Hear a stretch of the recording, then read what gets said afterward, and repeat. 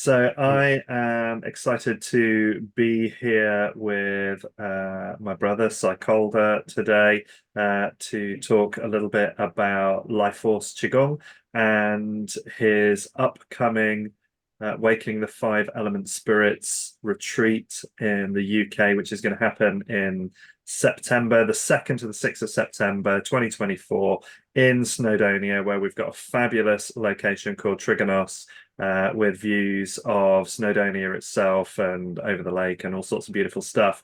So, good morning, Sai. Nice to have you join us from Bali today. Hi, good morning or good evening, as it is in Bali here. It's wonderful to be with you this evening, and yeah, it's great to see you again. Thanks, bro. So we're just going to kind of go through a few questions about practice, but and about the retreat that's coming up. But for anybody that hasn't come across your work before and hasn't come across you before, can you tell us a little bit about your journey with Qigong? Yes, well, I've been lucky enough to be with energetic practices, specifically Qigong, for most of my life, and really early on, as a sensitive human being, um, being welcomed into an environment of energetic cultivation. So to be able to understand what energy is, how we can work with energy, how we're cultivating this quality within our being, within our bodies for better, clearer life. So I could say that most of my life, really, I've been connecting to different teachers um, that share different modalities and different ways of expressing Qigong and yoga and meditation. A lot of the time also spent not just in the UK and Europe, but in India, Thailand, out in the East here. So eventually coming here in Bali, where a lot of Qigong practitioners and old masters seem to end up. So yeah, it's been a deep and fruitful journey. Beautiful, thank you. And what makes it so special for you to want to continue and develop this art as you are? Well, really, it's a life passion. It brings so much to my life, and I always said this is a joke that this was my real pension plan.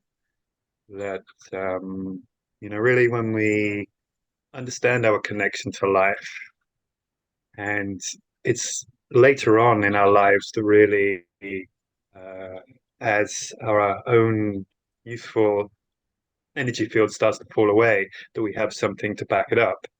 And especially in the West, we don't really have icons of health and people to look up to as we get older.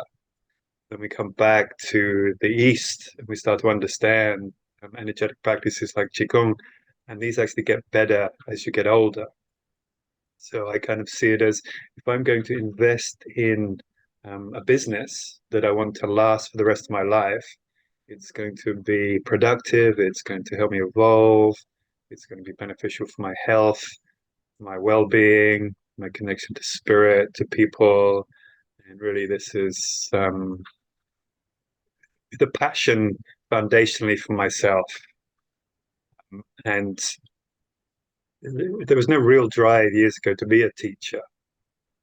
But people came into the vibratory field of what I was practicing, and people actually asked me to share. So it was just through the vibration of who I was and what I was doing that I ended up also becoming a teacher. And it just gets better and deeper and more refined as the years go by. So even at 54, I'm inspired to know where this incredible art will be with me when I'm 64, 74, 84, and the evolution and the accumulation of it. It's a gift. Yeah, absolutely. I mean, I really feel that for myself as well. The more the time goes on, the better, the deeper, the richer, the more amazing it becomes for me to continue to practice Life Force Qigong as well. But why do you think the world really benefits from exploring Qigong at this time? Well, I mean, foundationally, everything is energy. And the essence of energy. And this isn't a belief system. I don't really believe anything. I can believe in things, but then I can also disbelieve in things, and I understand the duality of it. But the thing with the foundation of connecting to what we refer to as life force energy is you have a direct experience. It's real. You know it. There's a sense where you connect into it and your whole being comes on like a light bulb and says to you, yes, I'm here, I'm alive. And how many things in your life right now offer you this without having to take sides, without having to believe one thing and then 6 months later the media is going to show you something else and you're going to be believing something else and backing up something else and time on a tradition, probably if you can remember back all the way since you were a child. And that stream is exactly the same. So imagine something real that comes into your being that you experience directly, that speaks directly to you. And for a lot of us, it always has. Maybe we don't know that it's speaking to us. So this then becomes the language to be able to communicate and directly understand it. Beautiful, beautiful. And why wouldn't we want to experience that kind of thing in life? So tell Why us a would little, yeah, sure. So tell us a little bit about how you developed LifeForce Qigong and why you felt the need to develop your own take on these formulas for health. well, I was never really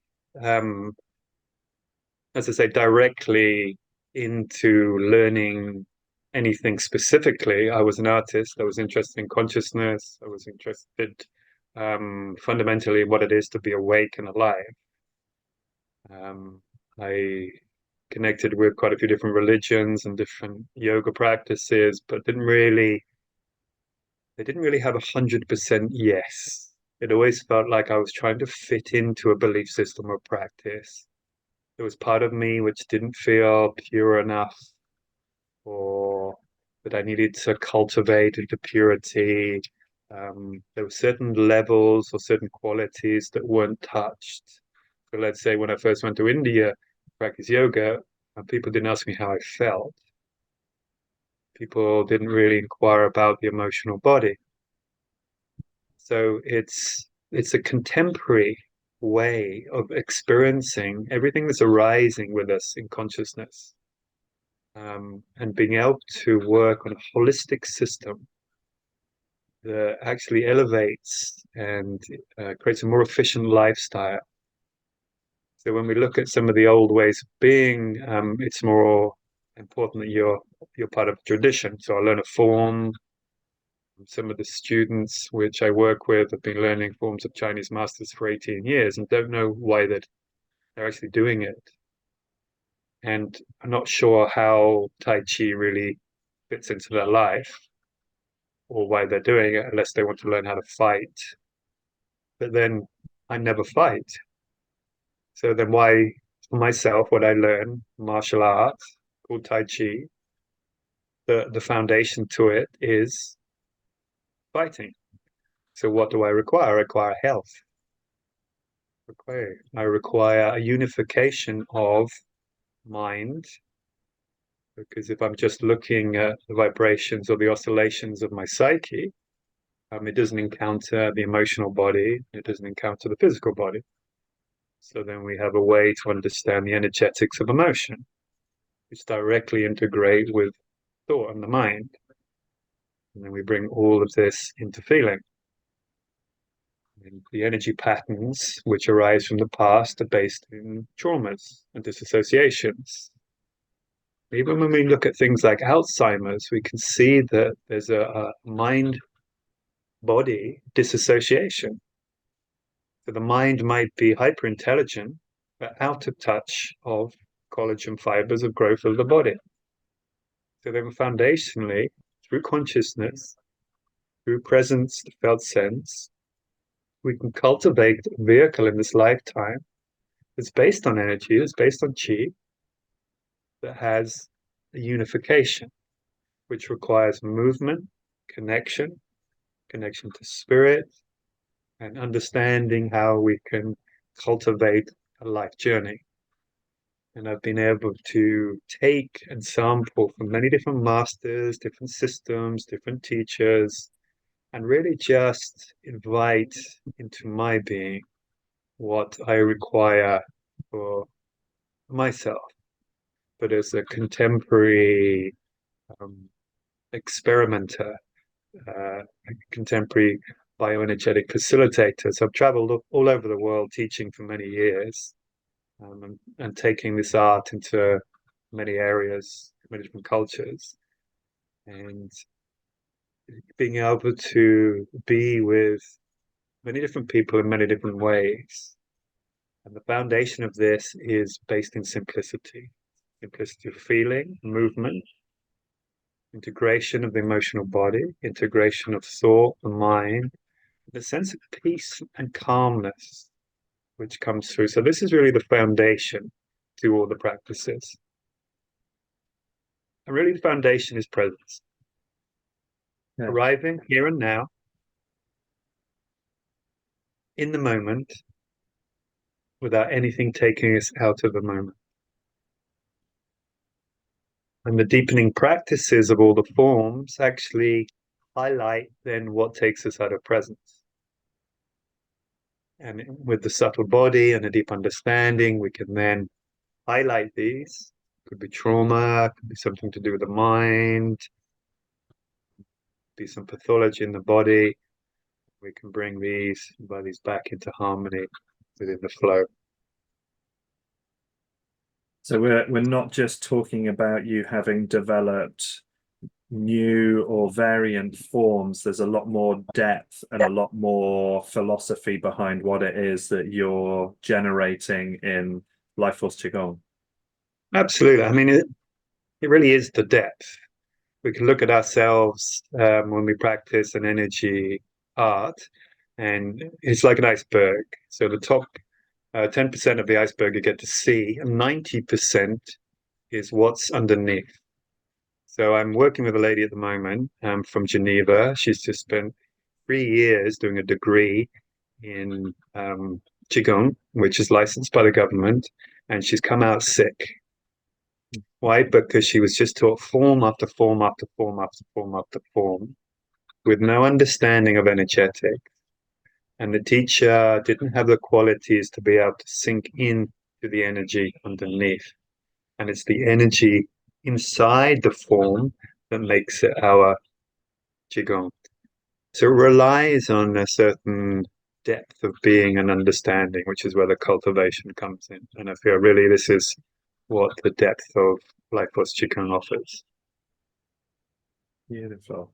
So what do you feel is the most misunderstood aspect of Qigong, and how do you mitigate this in your teaching?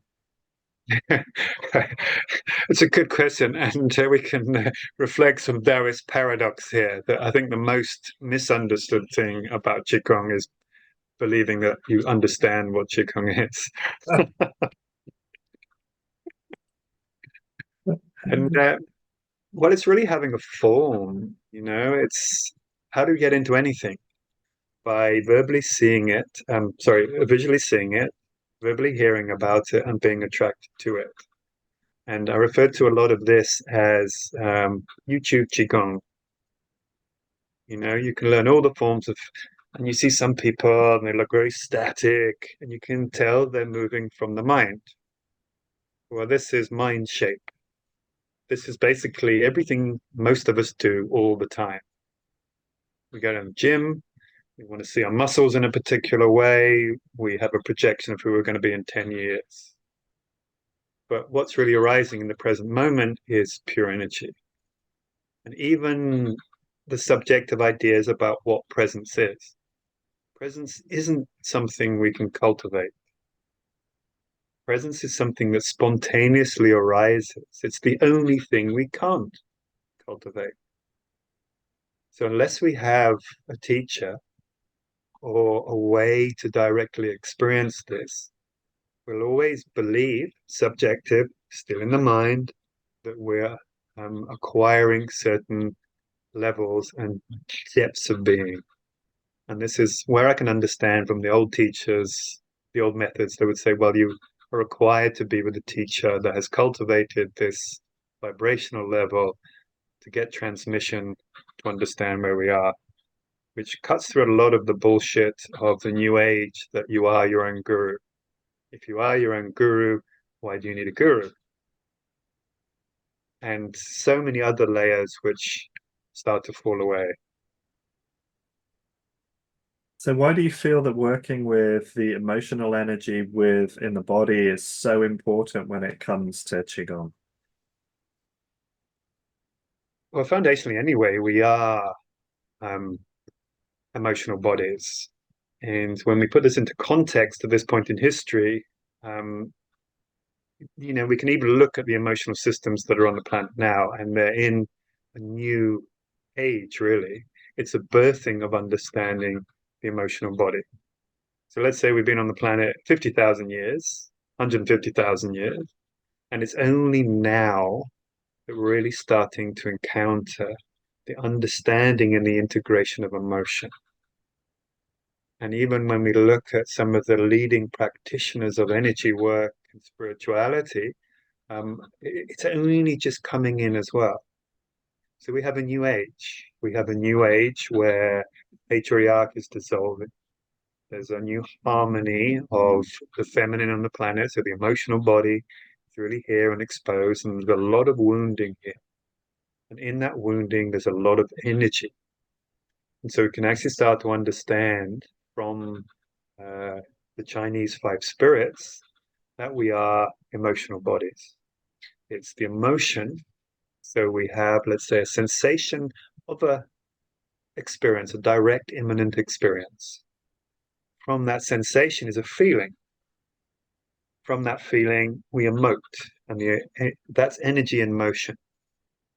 And interesting enough, you take the emotion back 50 years, and it was excess motion. Shut up, sit down, be quiet. Yeah. I remember little boys should be seen and not heard. And what we're revealing now is the freedom of humanity. And what is the carrier energy of our liberation? It's the emotional body. How do you feel right now?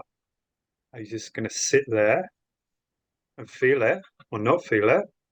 Maybe drink some more alcohol or mute ourselves in a way? Or are we going to understand why you're here? All that energy that arises through you, expression, life, your complete individual makeup. And so that we can start to look at things like pathology, even down to cancer. Cancer is not dead. It's a lot of energy. It's built into a space that's stagnant. And a lot of the people that I work with, let's say with lung cancer or breast cancer, there's a direct energetic relation to breathing and expressing and moving and allowing energy to flow. And this, when we look down our timeline, could have been the whole of your life, inherited from your parents, inherited from the grandparents. And we might be the first generation in generations to actually move, be able to feel, and be able to freely express our emotions. And this is what 2024 is about. It's about human worldwide liberation en masse through freedom of emotional expression.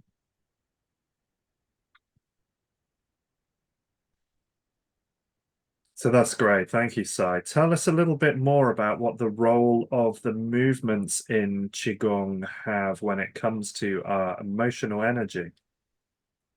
Well, a lot of the time, it's about the context of movement and the growth of fascia that makes movement relevant.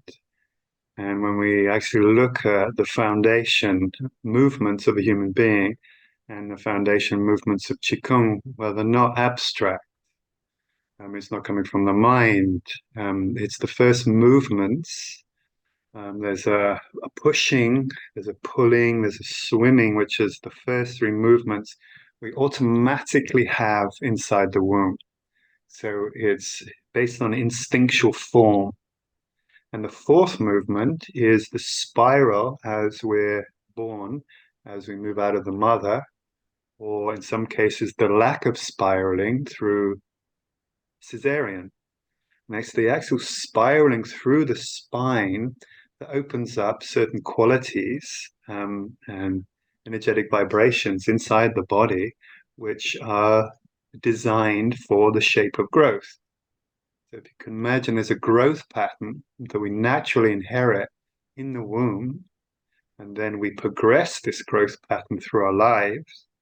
And at some point in the growth patterns, then there may be some trauma. There can be a covering over of the essence from, let's say, some sort of accident, or just a lack of the range of movement, or even a disassociation from being able to feel. So the movements are based in organic foundational movements, in a soft organic flow, which invite all the joints to open. So most exercise is contractive, which actually closes the body and forces a rigidity in the being. Is this in alignment with stress, or is it helping you with stress? Well, does a stressful situation make my body open and go, yes, I'm stressful, I feel great? Or does stress make us contract? So if I stress and then I go down to the gym, I'm just compounding stress. So what this does, the Qigong forms, they open everything out. They allow the energy held in the body to start to flow. And it's really simple as understanding the movement of where the arm position is and what area of the body it affects. So how we can stimulate lung, how we can stimulate liver, large intestine, how we can open and close the spine, how the joints are closed. A lot of what LifeForce Qigong is about alignment, what we refer to as biotensegrity.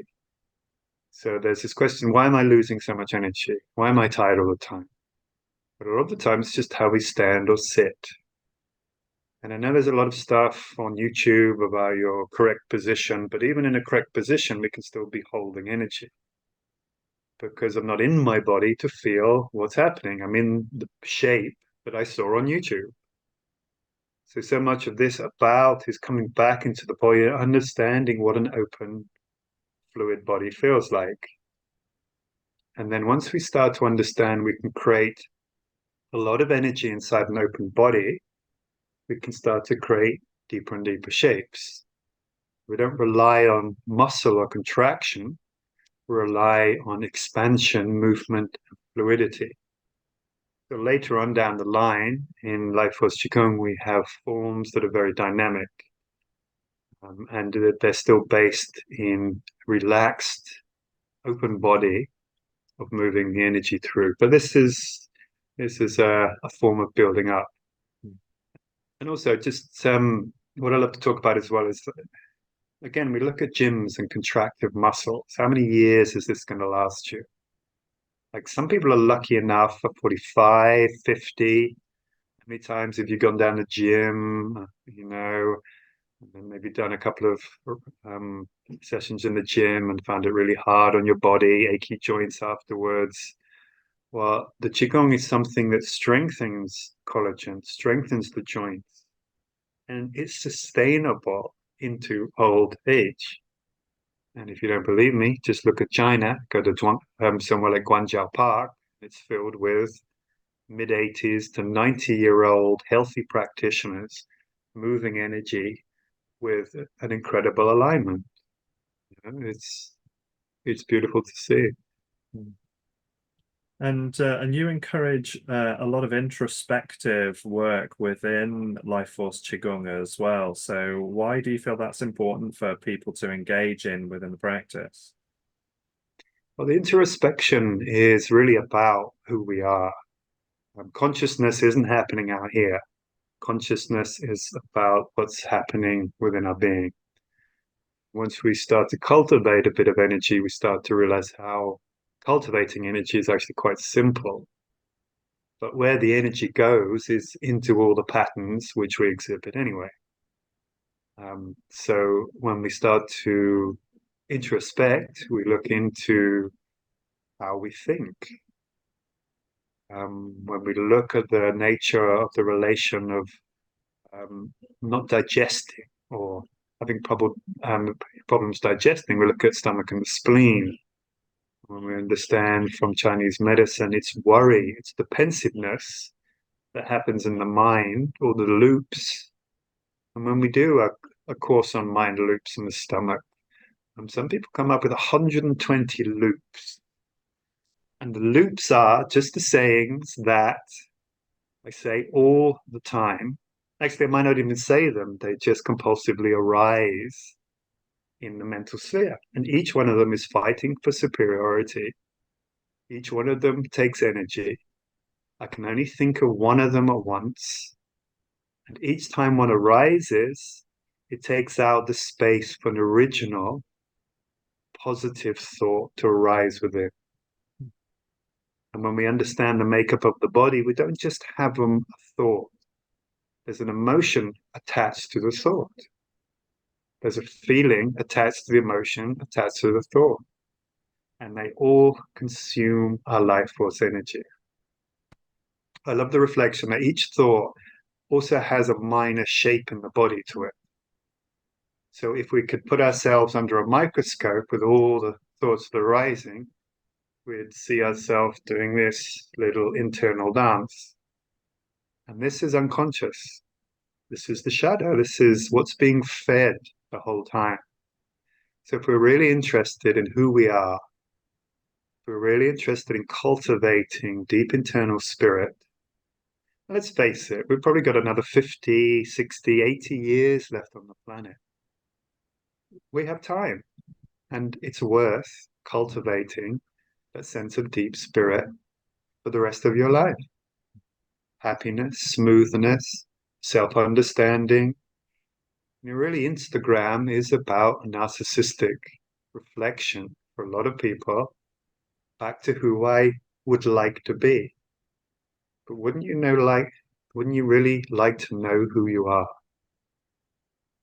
That's what the internal understanding is about. You open up your own personal consciousness. And it's deep. It's beautiful.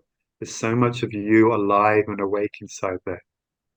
And then what we do is we cultivate a sense of friendly compassion, where we start to garden our inner being. You create the feelings, the person, the emotional flow, and the thoughts of a life that you would like to be, but within a context of reality. We understand the limitations. It's not that I believe that I can do anything, but when I start to understand the reality, there's a lot of stuff that I can do that's in alignment with who I am and where I am and what I am here to do in this lifetime. And I love this idea that the body wears the shape that the mind creates. I Yeah, think it tells us a lot about what we see in other people. But absolutely. why do you think the experience of and the connection to Qi can be so challenging for many people that come to Qigong? It can be a shock.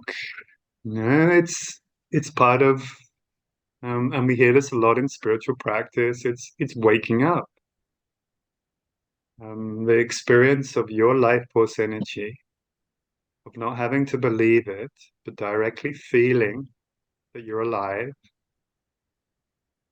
you're vibrant, is a sense of connection to something else other than maybe the limited self or the constricted, limited thoughts which I have, or the belief that there's nothing more in life. There's so many different layers that come, and this is just for some people. For other people, it can be really the connection that all of a sudden a magical world opens up. But actually, the more we cultivate this, it's not really a magical world. It's a world that exists here anyway. It actually becomes more practical. Look at a child, look at a baby before it's conditioned. It already has this connection to sensitivity and life. And when the conditions come, other beliefs, other forms, compulsion, alcoholism, addiction, the fear of being in relationship, all these are just energetic patterns. But there's solidification of energetic patterns. That energy is constantly moving, it's constantly fluctuating. What happens when we're not pushing them away, we're not denying them, we're giving them space, validity, we're feeling them because they came up, they were arisen in the moment for a reason. Then we get back to what we refer to as our original essence, where we feel this limitless freedom. And the beautiful thing about it is it's not in a child's body. I love being 54 because I have so many tools and so much option and intelligence and connection for being alive, but with this spontaneous freedom of understanding the gift of life, that I am alive and I am a pure energetic body and manifests into different qualities. And again, this isn't a belief system, this is just a direct experience that arises within us. A lot of the time, when you listen to somebody talk that's embodied, you don't have to believe what they're saying. It's not like a motivational speaker that makes you feel high in the moment, and afterwards there's a lull. It's something that intuitively you go, yes, I know that. I knew that when I was young, but where can I find it? How can I get back to it? Well, this is the method of getting back to it. Beautiful, thank you. And you're going to be over in the UK this September, the 2nd to the 6th in North Wales to deliver your Waking the Five Element Spirits. Can Mm-hmm. you tell us a little bit about what people could expect on this retreat? Yes, I'd love to. So it's going to be fundamentally a journey into feeling, into direct experience of yourself, understanding and starting to understand what we refer to as introspection. So the internal feelings of what arise in you here and now. So a lot of the need to reach out or anxiety or depression or the feeling of being separate is because we're out of touch with our deepest inner being. Even for some level, the layer of touch on the skin can be a lot. But here we're coming in and we're connecting to our organ system, our interoceptive world of consciousness. And this relates to our emotional makeup. So we start to connect with our emotions and allowing emotions to be felt and to be freed. Not in a cathartic way, but in a very light, subtle way, because our process is to connecting with the subtle body. And what happens when we connect into the subtle vibration of energy, it allows those subtle essences to move. And so we start to feel more awake, start to feel more alive. All those limiting, constrictive emotions or the repression of emotions are allowed to be free. So we can start to have some deep realization. We really have this sense of a waking up into our senses. We can start to smell, see, feel, hear at a heightened level. We're able to communicate much more freely, so we're given space to share what it is that brings us alive. And it brings us into what we refer to as the immanent moment. What's happening for you right now? That's where you're alive. Not tomorrow, not last week, what you might be in a year, but how do you feel right now? And for a lot of us, we can't actually answer that, or we don't give ourselves space. And if we do find space, is there another human being here who can spend time with us that's also in that space to communicate, validate what's alive when it's in this moment? And this is what this 5 days foundationally is about. It's going to be a lot of fun, a lot of experience, a lot of sharing, a lot of freedom to be able to express what's alive in you, an unraveling and an unveiling of what we kind of refer to as your true essence, but not in a contrived way. We don't look for what is your true essence. It just arises when we give it space. Beautiful, thank you. So it's not going to be just a follow and repeat type event then. So who would you say this is aimed towards, and what kind of beneficial experience do you think they're going to get from this? Why is it valuable for the students that attend?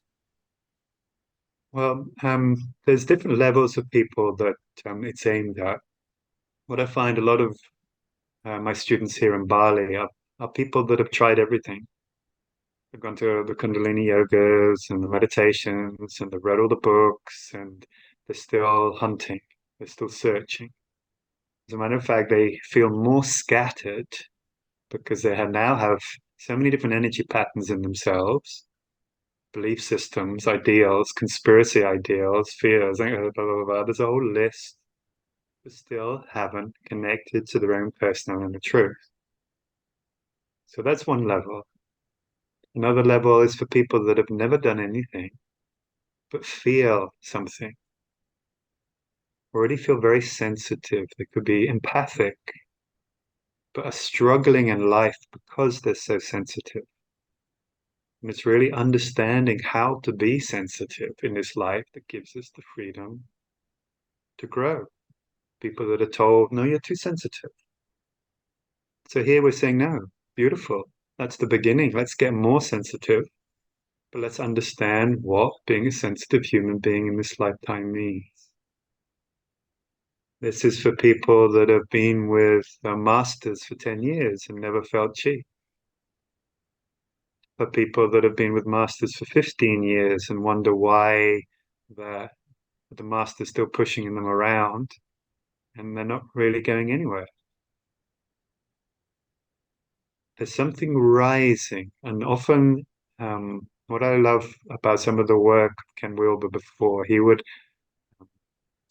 Ken Wilber's the exponent of the integral movement, was it's answering a question that you might not have even formed yet, but there's an intuitive feeling, and we get to trust that feeling into an environment that makes us feel connected and safe. So it's not a way that I'm trying to force myself into something.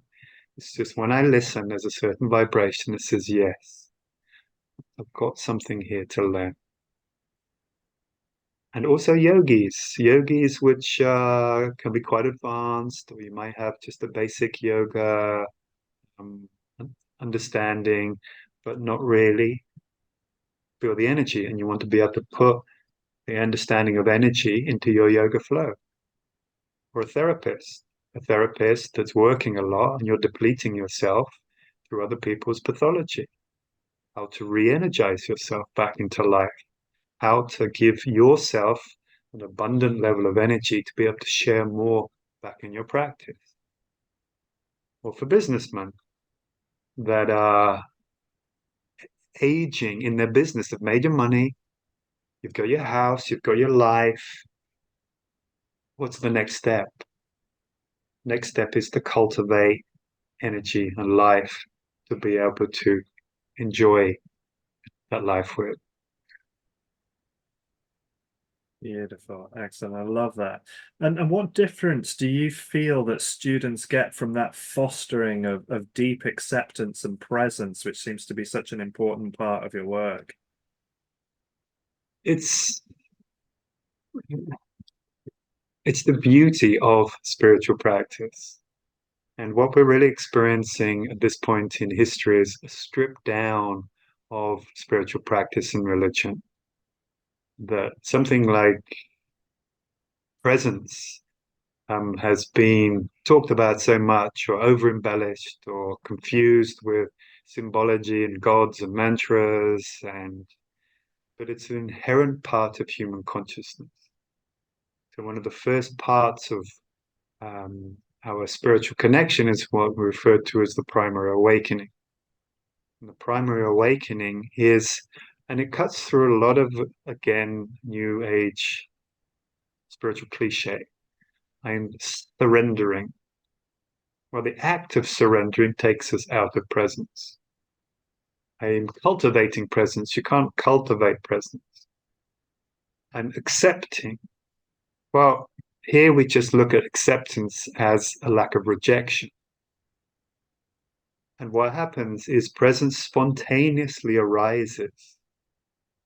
This is how the universe is hardwired. It's not hardwired for suffering. It's hardwired for harmony.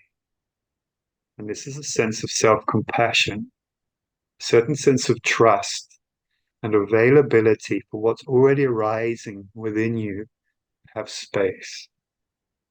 And when we experience this, qualities like joy, connection, gratitude, qualities that can't be cultivated actually spontaneously arise. Love that. Amazing. So we've chosen a really quite magical location out in North Wales, a centre called Trigonos that has beautiful views across the lake and up into the mountains in Snowdonia. How do you feel the location affects the outcome of practice, especially working with five element spirits? Great question.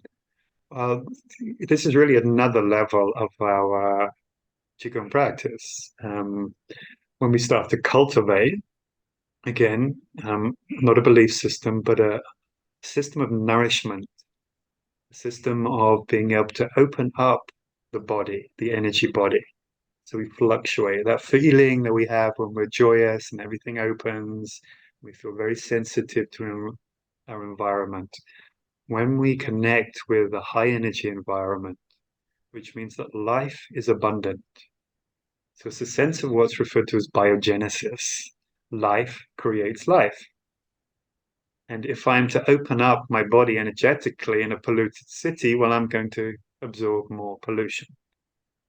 If I open my energy body up in an area that's already vibrant, it has a history of magic, it has nature and a lot of available energy, chi, from the environment, and a sense of calm peace.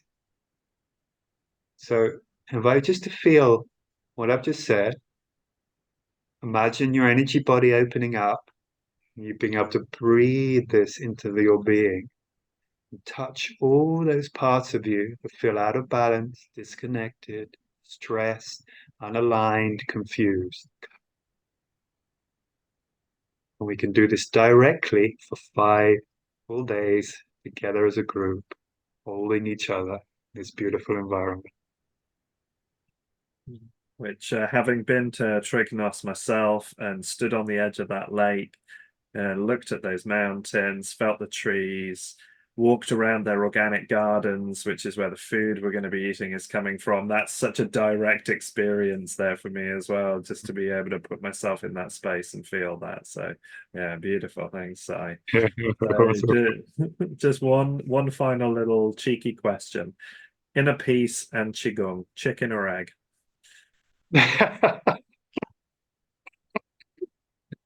Well, forget inner peace. No such thing. Inner vibrancy. You know, we look at the sun. The sun is in harmony with itself. We look at the universal flow of life. It's vibrant. We're alive. We're growing. And when we come into alignment with this aliveness, we have the sense of aliveness. It's just not a chaotic, separated, confused sense of aliveness. So where the feeling of peace comes from is integration. It's being in the flow of life without being pushed around by the flow of life. It's flowing through the river with a vehicle that allows us to be with this flow. And so Qigong is part of the vehicle which reminds us and gives us an understanding of how to be with this universal energetic flow.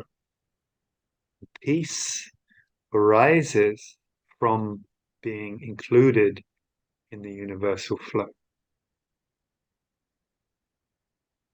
It's like the chicken and the egg at the same time. Excellent. Perfect answer. Thank you very much. And thank you, Sai. I really appreciate you taking time with me today just to share some of your insight into LifeForce Qigong and awakening the five element spirits that we'll be looking forward to in September. Really appreciate your time today. Thank you. Most welcome. It's been a pleasure to be here with you, Ben. Thank you so much for inviting me and yeah, giving me this opportunity to be able to share this passion of LifeForce Qigong.